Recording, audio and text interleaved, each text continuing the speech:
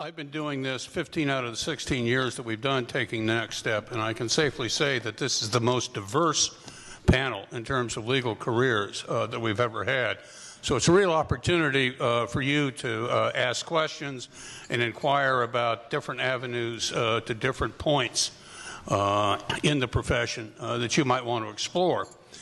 What we'll do this afternoon is I will identify the panel by practice, and then each one will introduce himself or herself and briefly say what he or she did in college at the University of Chicago and where they are now and how they got there, whether it was a sharp vector or a wiggly line. So sitting to my immediate left is, what do I call you, Rachel, both a labor lawyer and an ethics officer. To her left, general counsel for a major corporation. To his left, an immigrants' rights attorney. To his left, an environmental lawyer. And finally, at the end of the line, perhaps only metaphorically, is an assistant United States attorney. So we've got people in both public and private practice. We have people who are essentially defenders, people who are prosecutors, people who are counselors, and advisors. So let's start, and we start with Rachel Barner. Good afternoon. Can everyone hear me if I don't use the microphone? Yeah? Okay. So at the college class of '92, I was an anthropology major, and I won't go into why, but it has something to do with the cute professor there. But I was an anthro major at Chicago.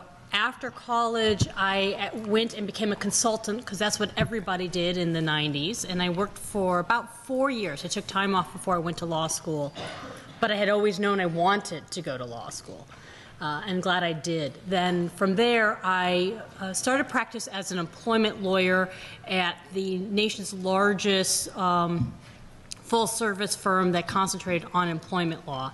Spent some time there and jumped around a little bit in that field here out of Chicago, and ended my my outside counsel career at the nation's largest boutique employment firm. From there, I went in-house, and that was about 8 years ago. So I went in-house, and I am now the it keeps broadening every day, which is the great thing about being in-house. You can kind of reinvent yourself. But I started off doing employment and general corporate litigation, and now I continue doing that on a global basis for our company, as well as I'm running their global ethics program to ensure that our workers comply not only with the law, but the local customs, and just behave like nice, civil people. Did I answer all your questions? That's good. All right. Hi, I'm Steve Goodman, and I'm Senior Vice President and General Counsel at Hitachi Consulting Corporation. It's one part of a much bigger conglomerate, I guess, which does and makes a lot of different things. I'm in the class of 1982 in the college, and when I was in school, I was involved. I worked part-time to put myself through it, and I was involved at WHPK, doing a lot of different things there at a time in which the station, I think, barely reached the edges of Hyde Park, and the transmitter was actually in a little closet in Pierce Hall. That's a little different now. After college, like Rachel, I was a consultant as well for 2 years. I thought that was very valuable because as a consultant you get to see a lot about other organizations. You get a sense of what they're about, what you may like or not or dislike. And then I attended law school in Washington, D.C. When I finished, I practiced for a couple of years in Washington doing communications law, which is a very interesting practice, but at that time and still to this day largely done only in Washington. We wanted to move from Washington, and so I went to Florida, South Florida, Miami. I really didn't know what I could do. I remember talking to various people, and they said, well, with that background, you have to be in litigation. So I said, okay, and that's what I did. I became a litigation attorney at a very large firm in Miami. Over time, I also gravitated a bit to employment law as well. And then I decided I wanted to get out of a law firm atmosphere and work internally in-house. And so I I got a position at a large accounting and tax and consulting firm here in Chicago called Grant Thornton. And overnight I went from being a litigator to being a transactional lawyer, although I'd never done it before. So I reinvented myself from a communications lawyer to a litigator, from a litigator to a transactional lawyer. Grant Thornton sold their consulting business to Hitachi back in 2000, and I came across as the first lawyer. The title was general counsel. That was kind of a misnomer because I was the only counsel. But now we have grown a legal department, and also, like Rachel, it's a global endeavor. So most of my time now is spent on any given day on things dealing with outside of the United States rather than in the United States. So I guess when I first started law school, somebody in the family asked me, what do you want to do or study? And I said international law. I had no idea what that was. It was sort of a meaningless concept. But when I look back, that's pretty much what I do today. I'm Kristen Love, and I graduated from the college in 2006. And I actually enjoyed studying with this gentleman on the end of the table. I studied history and law letters and society. And in the college, I really enjoyed working at the Smart Museum of Art. I worked with kids who were studying visual language at the Smart Museum. And I went in a vector path straight to law school, in fact, straight across the Midway to the University of Chicago Law School. I graduated there in 2009. And from there, I guess it was a squiggly line south of the border to Zacatecas, Mexico, where I worked with a migrant rights organization. And I came back to the University of Chicago for a very short time, working with the Young Center for Immigrant Children's Rights.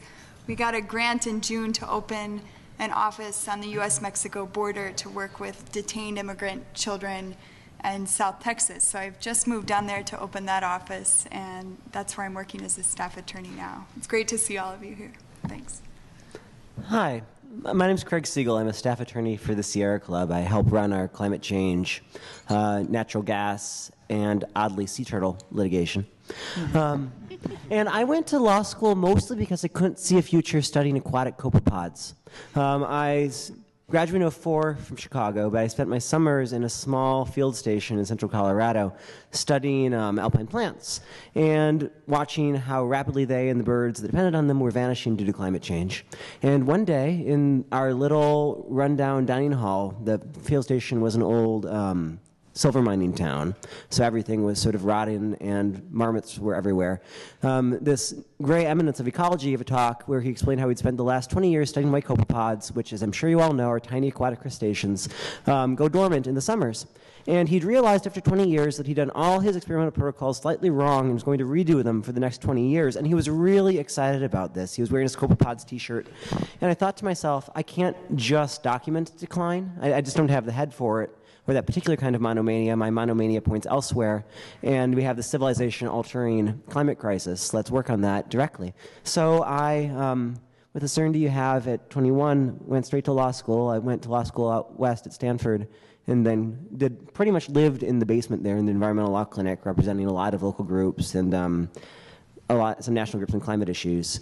Clerked for a year from the Ninth Circuit out there, which was wonderful, although terrifying because you're just out of law school and being asked to help consult on judicial opinions, and went from there to the Sierra Club. Stayed a few years out in San Francisco, and when the president was elected the first time, was asked to come out to D.C. to take on a regulatory counsel role.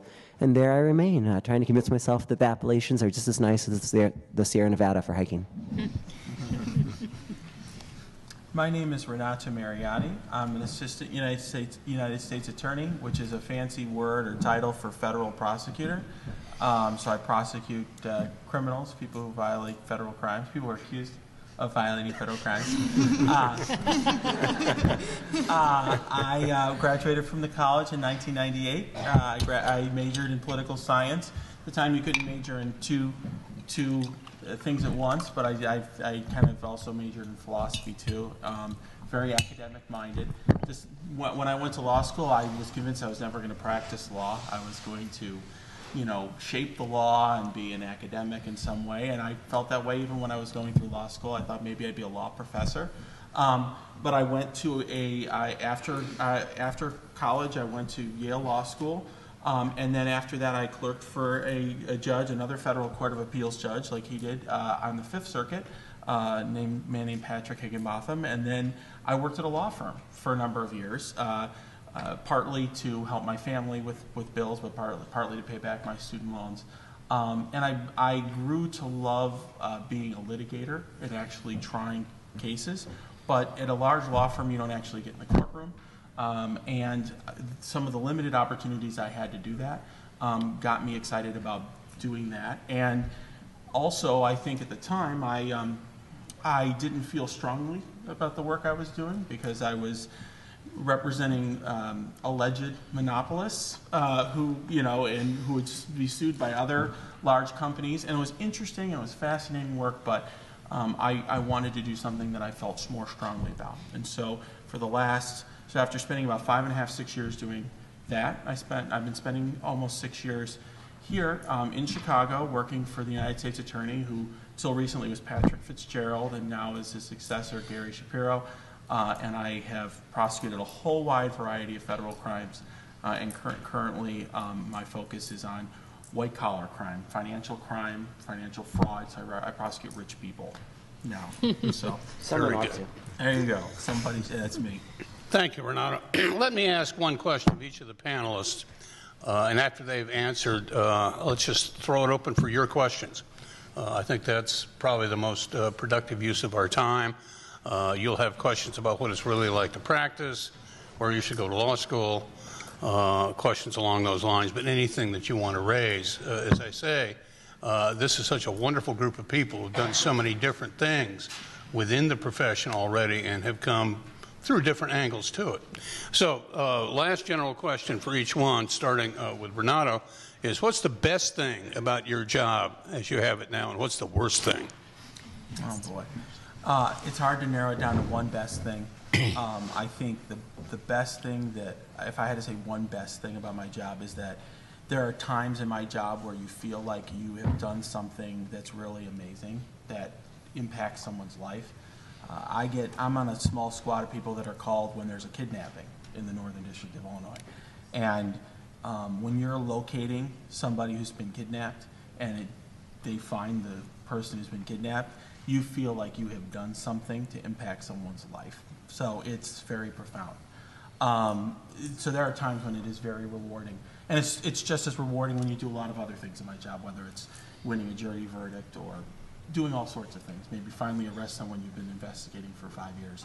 But there's something deep about that feeling of accomplishment.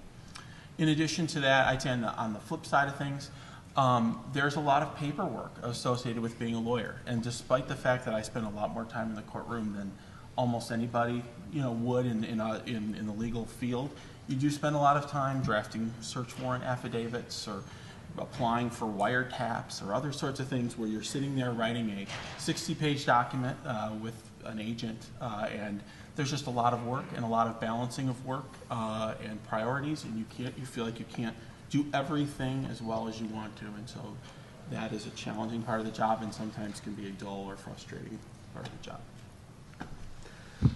So for me, the best part of the job is that I get to work on what I think is if not the most, among the most important issues facing humans. The climate crisis is world-altering. It's enormously complex, it's fascinating, it's urgent, and it's really a privilege to get to dig into that every day. I mean, over the last 6 years, we've got the first federal rules limiting carbon emissions ever, first controls on fracking, and you have to work with this vast, active movement of volunteers and concerned folks, some paid, some not, who are really engaged in trying to address this crisis in intelligent and compassionate ways. So I love that. And the downside is really the converse of that, which is that inherent in, especially in my gig, which is really focused on political, sort of large-scale regulatory change, there's an awful lot of just venal human interest and moving slowly and taking one step forward and 3 steps back and just trying to work through these enormously hard problems. And some days, it's really enlivening to fight the fight again, and other days it's pretty enervating to have to keep fighting to make some progress.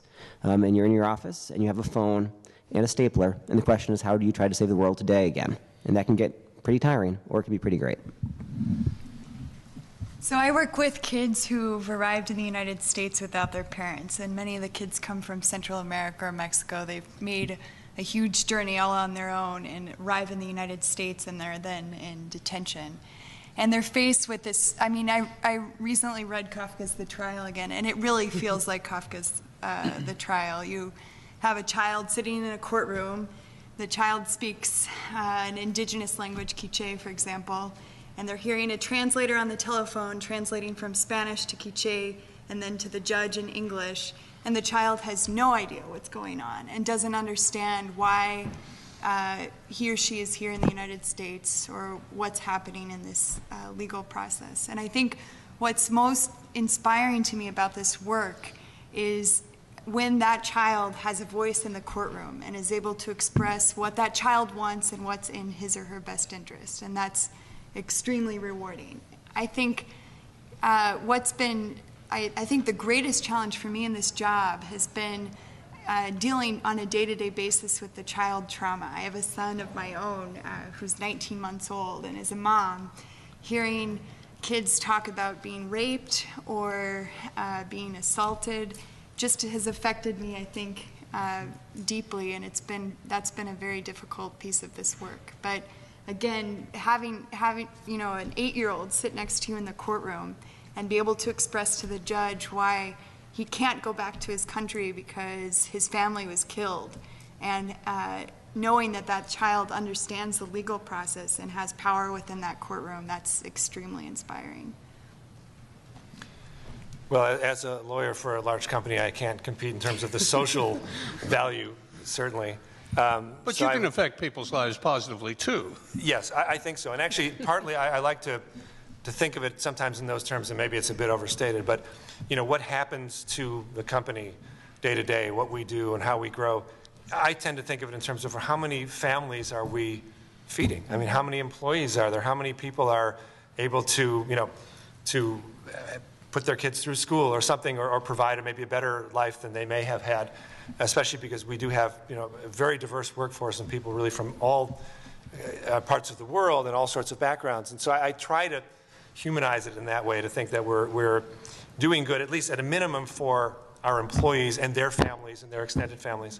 I think apart from that, probably at least from a day-to-day standpoint, the most gratifying, or the best part of the position for me at least, is just the diversity of issues that I face, or that we face as a legal team in our company. The phone rings or an email comes in, you never have any clue what it's going to be, and inevitably it's something different than it was before. So just from the standpoint of challenge, of intellectual rigor, I like the diversity. I think the hardest part, I don't know if I like it the least, but the hardest part is probably managing expectations, people's expectations, especially in a corporate environment, because including with the growth of technology, people need and want things very, very quickly. But yet there's still substantive issues. They still are deserving of thought. And so managing expectations, people's desires to have things yesterday, with the need really to think them through and make sure you're doing the right thing, I think is the hardest thing. And there's a lot of psychology involved. And I look back and I say, well, I should have had they allowed, as Renato said, second majors back then, I would have made psychology or human relations or something like that, because it's an area that I feel called upon to do, but I'm not necessarily very well trained for it. Well, I think Stephen stole my answer. But both, working for very large companies, global companies, it's probably not too dissimilar.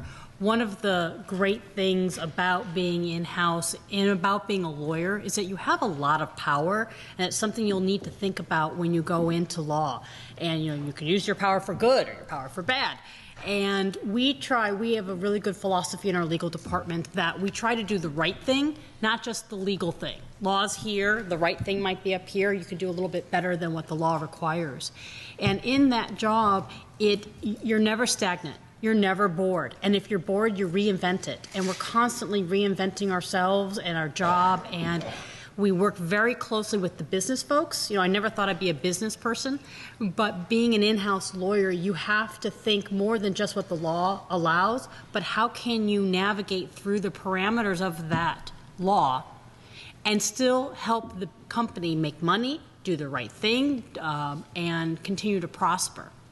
So it's very challenging and exciting all at the same time.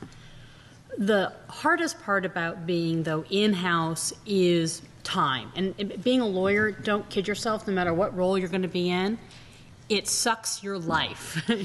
It's constantly in your mind, you may not sleep at night. Sorry to warn you, should I not be telling them this? Yeah, right. Warn them. Because you're always thinking of an issue, right? A good or bad, you're trying to solve a problem. And so the challenge of our job is making sure you still have yourself and you still find time to have a life, your family, and your friends.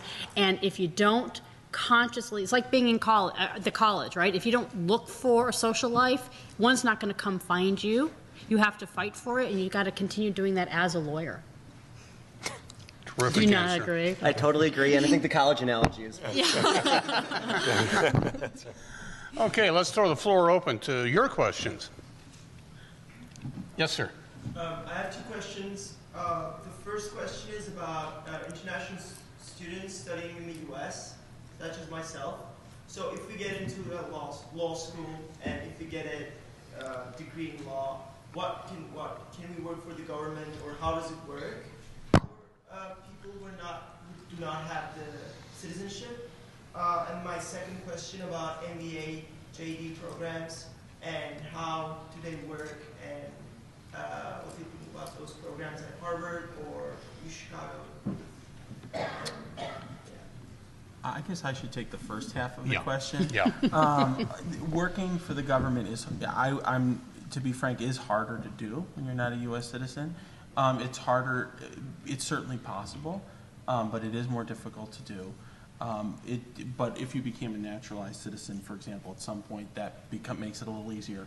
There are extensive background checks that you have to go through in order to become a government lawyer, and that also is more complicated if you get past sort of the first hoop, because the FBI will investigate your foreign contacts, your contacts with foreign nationals. In your case, that may be your friends, your family, a lot of different people. So I have a close friend who recently became an AUSA, like myself, an assistant U.S. attorney, and she spent most of her life overseas and most of her family's overseas.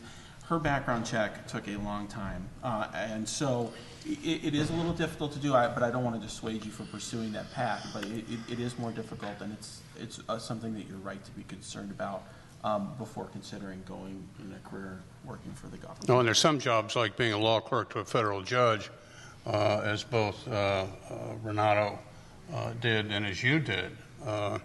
You can't, unless you're a U.S. citizen or you're in the process, within X months of the process of becoming a naturalized citizen. It's very strict.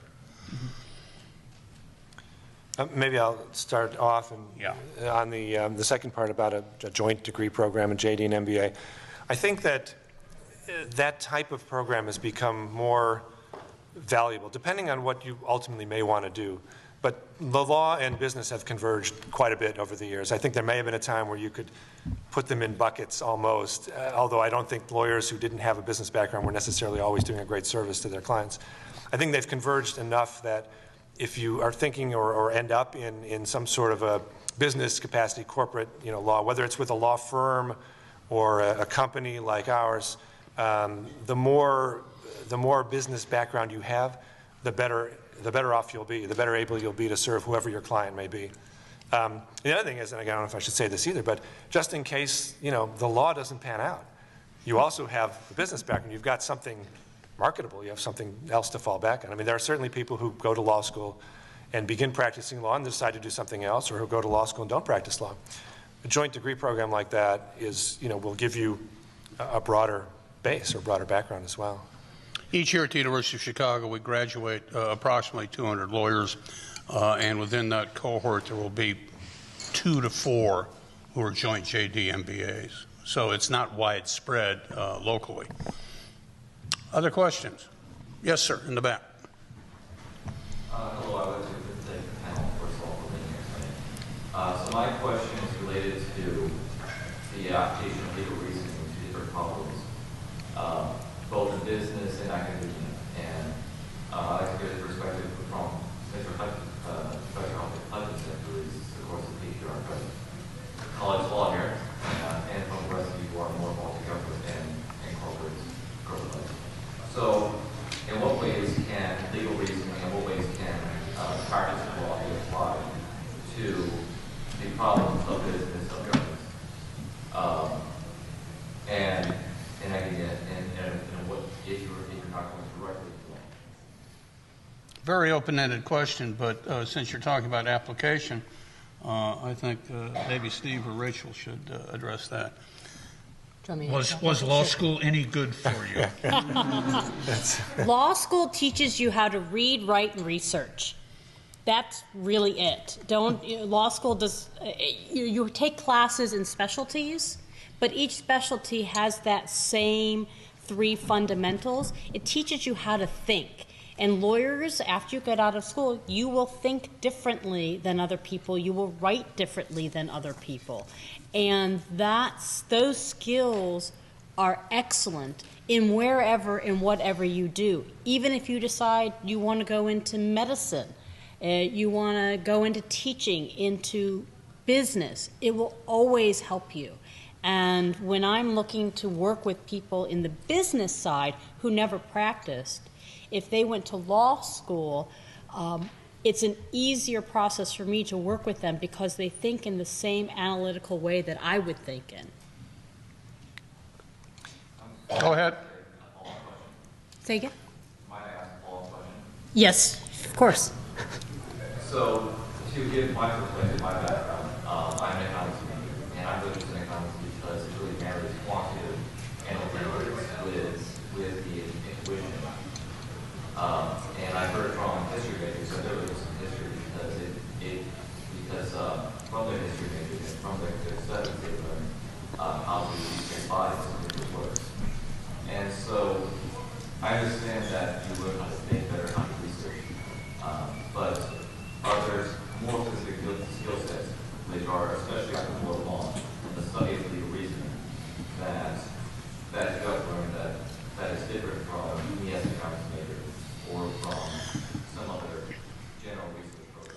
I think the idea of legal reasoning, legal analysis, and the like is overly mystified.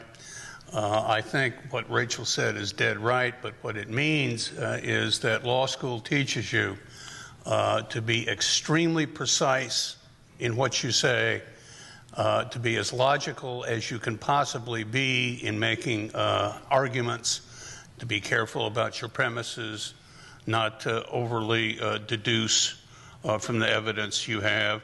And what it's ideal for is somebody who's really picky about words, who knows slight nuances of difference between one word and another. You know, it's those neurotics that are really rewarded in the law. But in terms of some sort of tool bag of skills, it's overstated. Yeah, I would just add to that. I think that's absolutely right. I agree with both comments.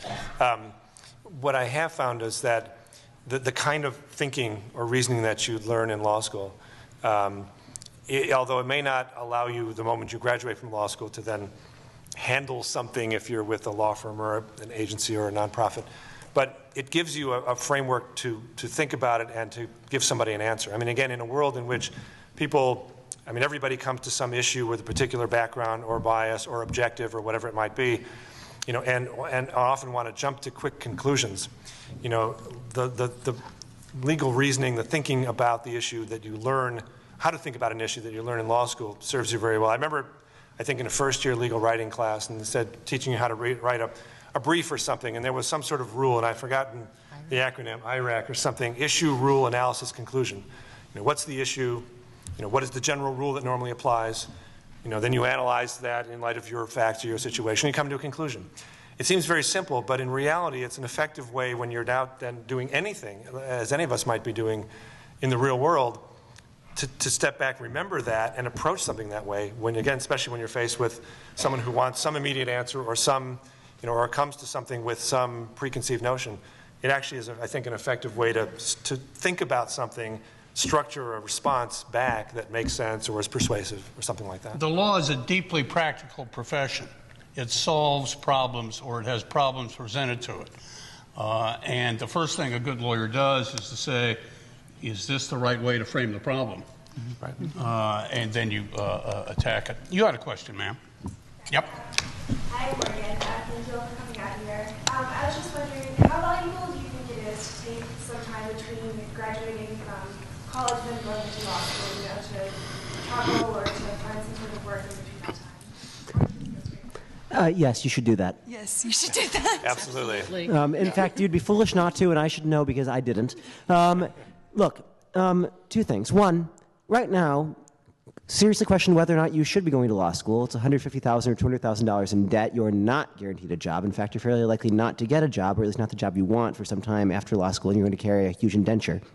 So, although there's lots of good stuff you can do with it, the job market is terrible, though it's better for you because you're coming out of the University of Chicago, and if you go to a good law school, it'll be better yet. But it's not a guarantee, and there are lots of other interesting, good, useful things you can do with your life, and you can do them before law school or after law school or during it. But there's no particular rush. You can be an attorney in a few years too. I would agree. I think the judgment would be universal on this panel. Take at least one, maybe up to 3 years off, and there are a lot of reasons for it, in addition to the ones that have been identified. One is the legal services market is restructuring itself as we speak, and the classic big firm law models are changing quite dramatically, including in terms of compensation. Unfortunately, the tuition models of American law schools are not changing. And there's now a greater and greater dissonance between assumptions that law school makes about how students will finance themselves when they get out to repay their loans and the assumptions that law firms are making about how to compensate their attorneys. So wait until it shakes down a little bit. The next point is that find out what lawyers do. The decision is not do I go to law school, the decision is do I want to be a lawyer? And if you don't know what lawyers do, you should find out before investing potentially $150,000 in 3 years of your life. And the final point is if you take 1 to 3 years out, you'll be more mature, you'll have more experience, a broader perspective, and you'll be, I think, probably more highly motivated to pursue law school in a full way. And you will be, all things being equal, which of course they never are, more attractive to admissions committees who would rather bet on a more mature student than someone who's just on the escalator of application processes. I would just add very briefly to that, I agree completely, and say, but in that 1 to 3 year period, do anything. You don't have to say, I've got to be a paralegal or legal assistant because that's a path to law school. Do anything that you want. Any experience will be valuable to an admissions committee for a law school, to an eventual employer. And it's a great opportunity for you to do something you really are interested in or want to do, or just want to say I had a chance to do that at some point in my life. So anything is valuable. And it might well turn out that you decide you in fact don't want to go to law school after that. I will say this, I agree with everything that was said, but I do think the law is a valuable career path, and there's a lot of talk right now that it is a very large commitment. There's no question about it, and you need to take that seriously before you go down that path. But I think a lot of the folks here have had a very rewarding career, and I don't want to suggest to you guys that you shouldn't consider that. It's certainly worth taking time and being sure about the decision you made, but I personally don't have a regret going down that path. So I would encourage you to do the same. The thing is, it worked out. Yeah, it worked out. Let me second Craig's point about paralegaling. It's drudgerous work, and if you work for a law firm, you get to photocopy and make binders. All 3 of my grown children paralegaled at some point. One is now a law clerk to a federal judge. Another is beginning his 3rd year with a major law firm in New York. And the third discovered that she hated the law and is now studying for an MAT so she can teach junior high school students. So, a question over here? Yes. My name is Erin. I was wondering if you could speak to, besides reputation and name, some of the key elements you thought about when considering law school in regards to culture and where you fit. I guess I would say, well, I do think that reputation and name matters, and I mean, and maybe people here may disagree with me, but I do think that's important. I do think that rightly or wrongly, that employers do sort by that. So I don't want to minimize that. I think the geographic reach of a law school matters too. So for example, I spent 5.5 years practicing law in California.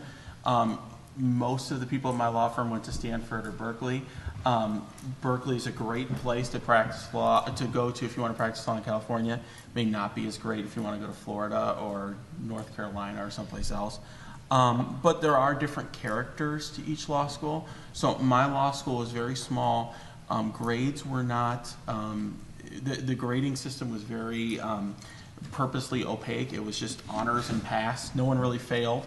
So it was very hard for judges. I know my judge would get very frustrated looking at candidates for my law school, and hard for our employers to decipher who was really great or not. And that worked to everyone's benefit, except for perhaps the people who would have gone to Chicago and been the top of their class and been able to show that actually I was the best student at University of Chicago Law School, like my co-clerk who was one of the top students in his University of Chicago Law School class, and that transcript with all those numbers meant something.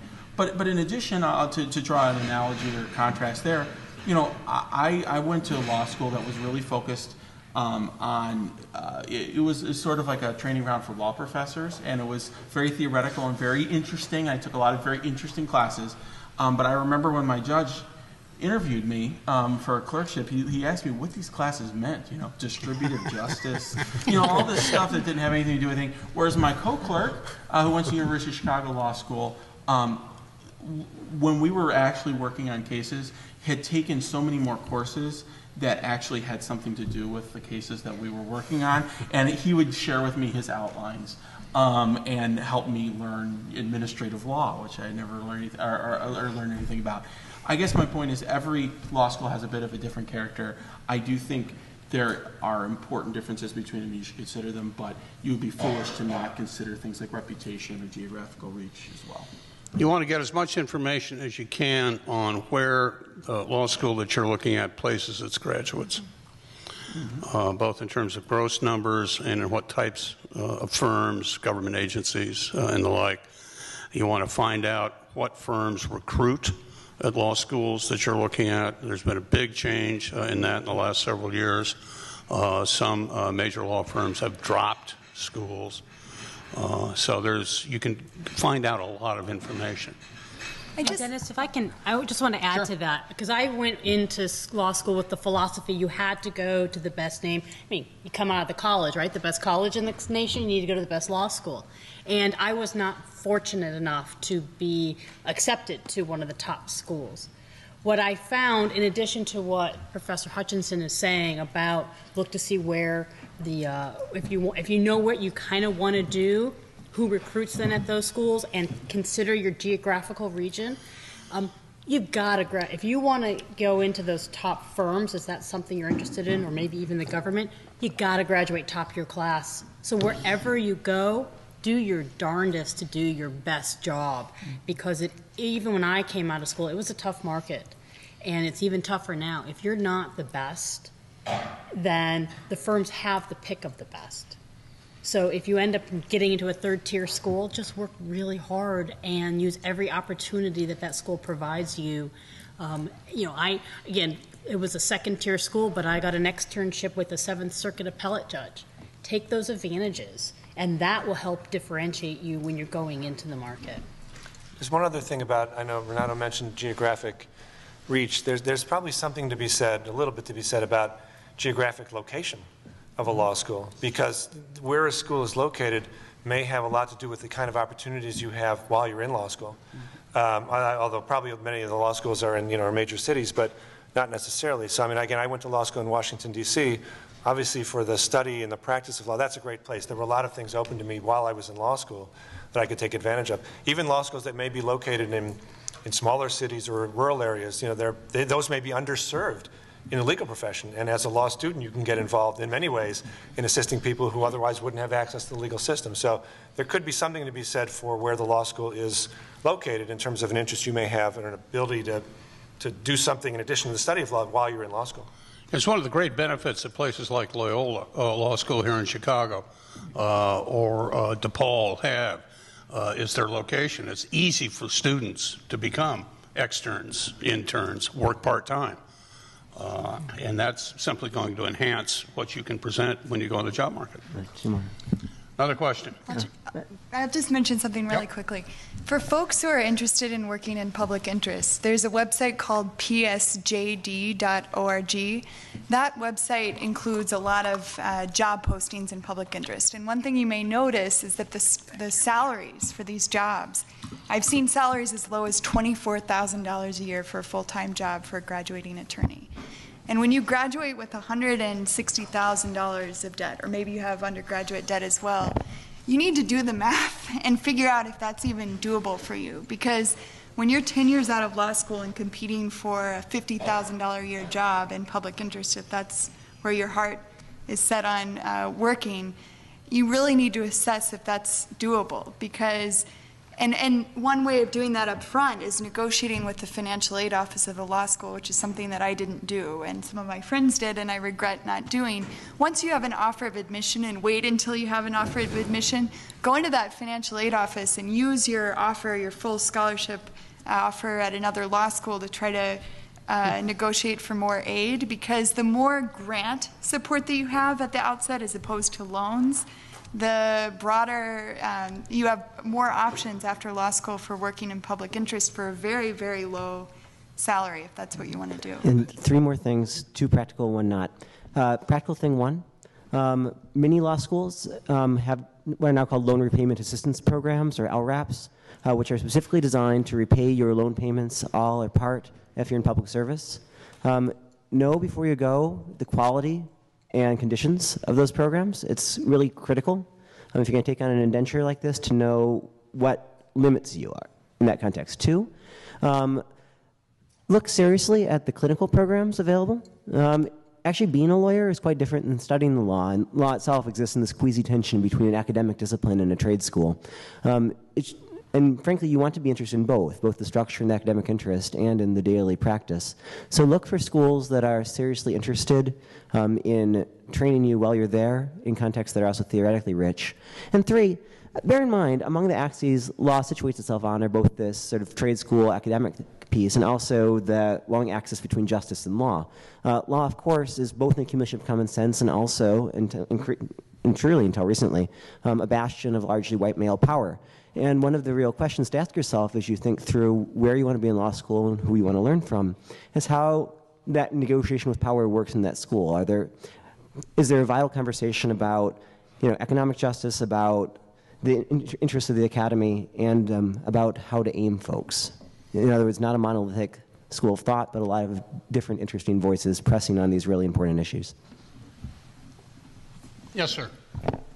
First, thank you for coming today. Your comments have been insightful. I had a question about internships. As an undergrad seeking an internship in the legal profession is near impossible.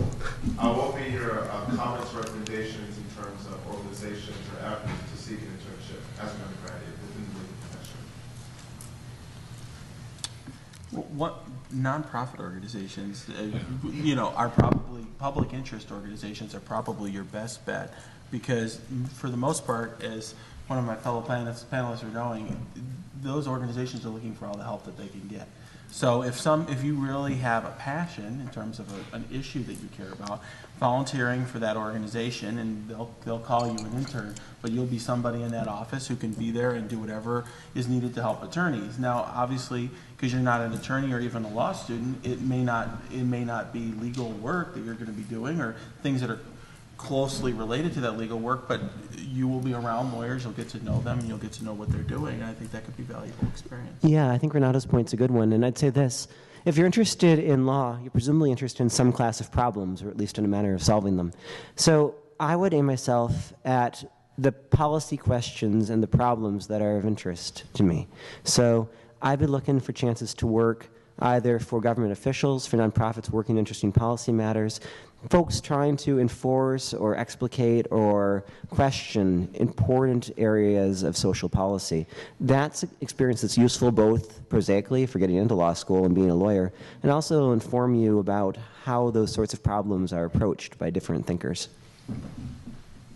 There are also some programs that are run through state and county governments. Cook County has had some programs that our students have worked with where you're not doing legal work, but you may be dealing with an investigator or helping an investigator prepare a report for lawyers, things like that. It's indirect, but it's exposure to the legal system and to practicing lawyers. And from a corporate perspective, you generally will not find internships posted on monster.com. My recommendation, if you are interested, is to work your connections. Call your parents' friends. Call anyone you have ever worked with, any adult you know who is in the legal department, and ask them if they can help you, whether it's their group or if they know somebody else who'd be willing to sponsor an intern. Yep. Another question? Yes, sir? So my name is John Lancaster. We're getting to know you. And it's a pleasure. You mentioned earlier that the legal services market is restructuring itself. And so I was wondering if you could comment a little more about the current structure of the legal services market and what trends are currently going on that are transforming the legal services market. And in addition to that, I was wondering if you could clarify an earlier comment about firms recruiting as law firms or law schools. Specifically, when you're talking about law firms, what types of law firms are you speaking of? Because the types of partners that partner names law firms. I don't see, from what I can tell, most all of you here are working for a different function. And so, in what capacity are you speaking about recruiting at law schools? A short answer to the first question is that clients of law firms are tired of paying too much money. And there are some firms that are discovering that major clients are no longer willing to pay for work done by first or even second year associates on problems because they think they don't know anything and they shouldn't be billed at $300 an hour for somebody who doesn't know anything. So what that means is that clients are being more demanding about fee structuring and actual billing on time. Well, you know, that reduces the revenue stream for the firms so that they can't pay these lavish salaries necessarily, or many of them can't, or lavish bonuses. So they're resetting the business model that they're operating on in response to what's happening with their client base. Now, with respect to recruiting, the reference that I was making was to so-called large corporate law firms doing recruiting. But you can find out from reputable law schools what firms recruit at that particular law school, and that will give you an idea of whether there's a substantial variety of firms recruiting. It just requires you to do some research. Whether the law school is being represented in terms of recruiting in major law firms, which says something about the law firm's view of the quality of the students that are graduating, and so on. So that's what I'm trying to get at. And law schools are under so much pressure now to be more transparent and to be more accurate. Honest is the one that I would prefer to use, about their placement figures, how long it takes to place their graduate students, what kind of jobs they're getting placed into. That should be a fundamental part of any research you do as you're looking to make the choice of going to law school at some point. There was another question in the third row. Did you have your hand up, sir? Yes. Mine's a little bit specific, so I apologize. First, thank you all for coming here. This is more aimed at you, Mr. Scott. I'm a third year and I'm also a chemistry major, so I was very excited to find out that there's other science majors interested in law. How has your science education kind of impacted your legal career? Would you have any advice for current science undergrads? Glad you asked, and I'll even generalize it a little bit. So, Stanford, where I went, the dean when I was there, a guy named Larry Kramer, really pushed, and I agree with him on this, law is increasingly an interdisciplinary field. I mean, what makes law interesting is that you have this particular tool set to solve these really diverse problems, and increasingly problems only get solved if you approach them broadly. So in the sciences in particular, I'm an environmental attorney, and what I'm interested in is energy. So fully understanding everything from the chemistry of combustion through to the physics of the power grid is really central. It helps me get a sense of how to approach the problem, in which the particular regulatory issue I'm working at is in some ways the smallest bit. It's, you know, how do we structure it, but the real question is not how do we write the text, it's what is the right answer, at least what is the array of possible right answers, some of which might be politically and legally acceptable. So that gets really engaging. I will say switching from scientific thought to legal thought, or moving from the sciences into law, in some ways is challenging. I was in biology, and I miss the real elegance of biological systems. You know, I mean, there are plenty of, sort of evolutionary hold-ons and kludges in the Krebs cycle, but it's still, there's this consistency to it that's really attractive. In law, some of that, but it's also much more messy and more human and more entangled in the particular power dynamics of, 1850 to present, all the way back to, Institutes of Justinian, so it's messier. There's all these holdovers, which means that for me, a lot of the intellectual satisfaction comes not from the structure of law and the way it did with the structure, of the periodic table, so much as it is the ability to look at those larger questions and figuring out how to structure them in ways that might be humanly durable. One thing I want to say, just I was not a science person like Craig was, but one thing that I think is unfortunate that happens in law is that everyone who has a science undergrad degree who goes to law school is nudged into trying to become a patent attorney or doing some sort of work relating to intellectual property. One of my close friends was a science major, was a science major, and is now a very successful lawyer. And he does some of that work, but I think he's just more broadly successful as a lawyer. And if you do end up going to law school, I hope that while that is a wonderful field and you should consider it, don't feel pushed into that. Good point, some people, yeah. Well, I'm sort of living proof of that, because I don't have a science background, technology background, but the company I work for is a technology company. And I need to understand the technology context in which I'm providing advice and guidance. So you can have a science background, and the opportunities to you are definitely not limited, as they once were perhaps to patent law.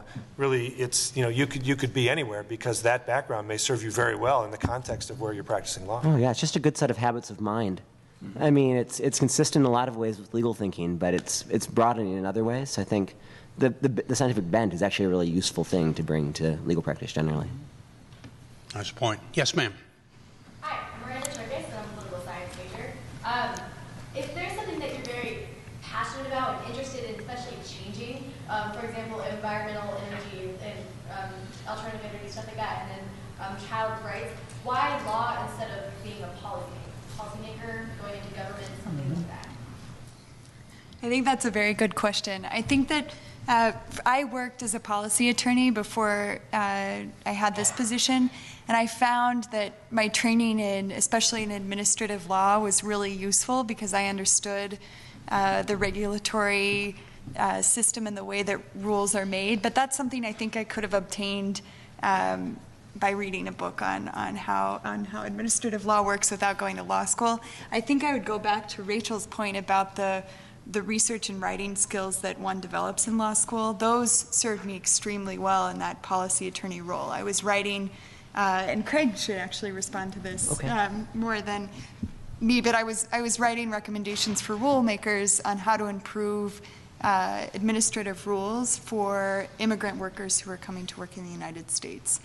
And having sort of the skill set that law school provides you with in terms of evaluating how a rule will actually operate in practice and what you want to accomplish with that rule was really helpful for those writing projects that I had. Yeah, I mean, the trade school aspect of law school is actually really useful. It can sometimes feel like you're reading a large stack of not very interesting instruction manuals, but the thing is, it's actually how things run. And it helps to have that background. It helps both sort of from an image perspective, in that being a lawyer gets you listened to in ways that being an MPP or an MPA will not necessarily do. It gives you a breadth of understanding as to how these things get written and codified that is very useful. That said, it is not the only path. It's not like this is the only path there, right? So, and it can be limiting. Being the lawyer is different than being the policy director. In my role, I do a lot of policy, but fundamentally I'm interested in helping the folks who make our policy get that policy made. And there are plenty of folks who come to that place out of law school, and it's a good place to aim at it. It's not the only way. So I'd say if your habits of mind are consistent with law, if you're interested in the underlying structure, and if you're particularly interested in how you go from solving the problem to how you write it down, the legal path is a good one, and it'll also give you some more authority. If you're more interested in and this is certainly not really a heuristic, it's just a thought, if you're more interested in the politics or the human organizing or the more management side, law is a less obvious choice if you want to engage in policy. Yeah, I think I may be speaking out of school on this compared to you guys, but what I think you were alluding to a second ago about authority, I would have called the intimidation factor. I mean, there's still a cachet to being a lawyer that is going to provide a little extra oomph in certain circumstances that you really can't underestimate. Just to give one example, started many years ago, it really continues to this day, unfortunately, and that is, the effort, for example, to make public buildings more accessible. There was a whole crop of, I guess, what I would call consultants that were, understood those issues, but until they either became lawyers or teamed up with lawyers, I don't think they made as much progress as they would have liked. It was something about being either becoming lawyers or associated with lawyers that added an extra bang for the buck that actually helped really initiate that. And again, it's unfortunately not completed yet, but more on its way than it probably would have been had everybody just been a policy person simply alone. Yeah, I will say working for a grassroots organization like the Sierra Club is, our organizers are the folks who make lasting change, but the reason why we get listened to is that we sue them. It's actually really helpful at the end of a negotiation to say, we don't agree, I'll see you in court, and say that in a pretty friendly way. A lot of people I work with the same court all the time. But the point is, having recourse to that kind of outside decision-making structure, knowing you can go there, Renato knows this better than anyone, I imagine, is a big deal if you want to get change made. One of my former students works in legal and compliance for a major bank in Chicago. And she said she gets the greatest pleasure in the world of calling up a branch manager who has refused to give an accommodation to somebody with a disability and saying, I'm X in legal and compliance. The Americans with Disability Act requires that you do X. If you don't do X, the bank will get sued. What are you going to do? That makes a difference in people's lives. That makes the bank play by the rules. And I think there are a lot of people, I've always thought, Kristen, that you were one of them, who really like that hands-on, I'm touching somebody right now, and I'm helping. If I have to say, I'm a lawyer to do it, okay, that's just one of your tools. Well, and the beauty of that, I think, is that no matter where you're practicing law, I mean, it's as true for us internally as it is for anybody else, and that is part of the job description, part of your right is to say things that people might not want to hear. And so you have that ability, especially for us even internally. I mean, I view that as a significant part of the role. Everybody wants to do something, but if it's wrong, it's my job to say so. So we have that sort of, all of us, I think, inherent authority that comes with it to be the conscience, I guess, of any organization. Well, and part of you're saying going to court, it has some power. The whole point of being in court is that someone has to listen to your problem. Someone has to consider the issue that you're presenting to them. They can't ignore you, and that is part of the majesty, in my opinion, of the law, is that anyone with legal training can bring a suit if they have a legitimate claim to make, and they can be heard. And I think it's a wonderful thing. Other questions? The woman behind our frequent contributor.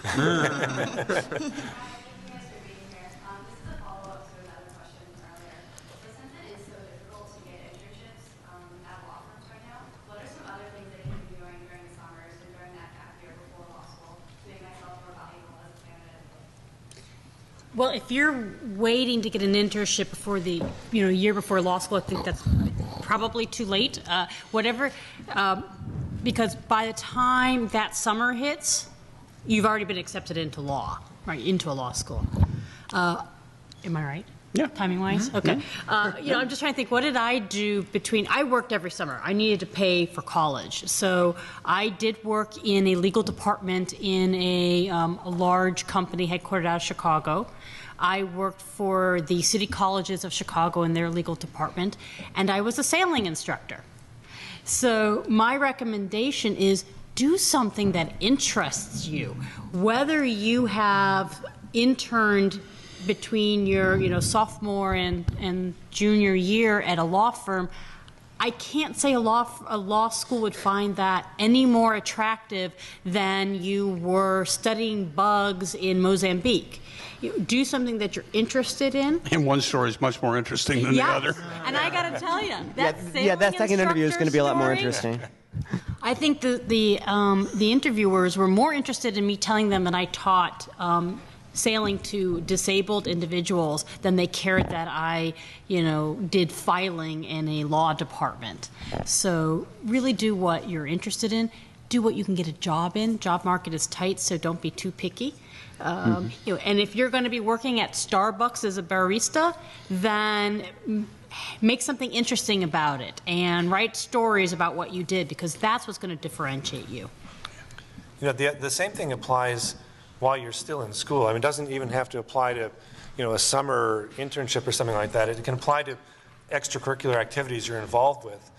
Do something that interests you and do it in depth. I mean, I think there was a time, back when I was in school, you kind of did very little, and then there's a time where people were trying to do everything, and I think maybe it's come back to a little more reality, but do something in depth. I think when no matter who you're talking to later on, admissions committee or a potential employer, if you've done something meaningfully, even if it's only 2 activities as opposed to 12, it's going to carry a lot of weight. So don't worry about the numbers as much as the quality. And so I think it applies not only in the summer, but during, things that you get involved with now while you're still in school. I think that's right. It's good advice. Another question or two. One more time. So we have another opportunity. I just got 3 questions this time. My first question is about the work relationships that you're interested in. As an insight throughout the conference and throughout my exploration in the past, that relationships are extremely important in the workforce. And you have very different challenges when in making relationships with certain groups or certain people. And so my question is if you could describe these relationships and demonstrate how you can surpass some of the challenges that you face. For example, with the African American you're working at the immigrants center, and if you describe the challenges of working with that question child that was important to have going on. That would be something that would be very interesting. I'm not sure what information you're trying to elicit. It's not clear to me. Okay. I said, can you describe the importance and challenges of building relationships and networking within your career? We've only got 5 minutes. It's very important. Yeah, you don't want to do that. it's very important, and it depends on what precisely the challenge is. It depends, dare I say, a bit on your own personality, how you interact with other people. It's extremely complicated. At the same time, it's extremely individualistic, and I don't think it's peculiar to the legal profession or to journalism or banking or management consulting. It's tricky. Any other questions? We exhausted you. Wow, quiet group. Terrific. Okay, ladies and gentlemen, thanks for coming.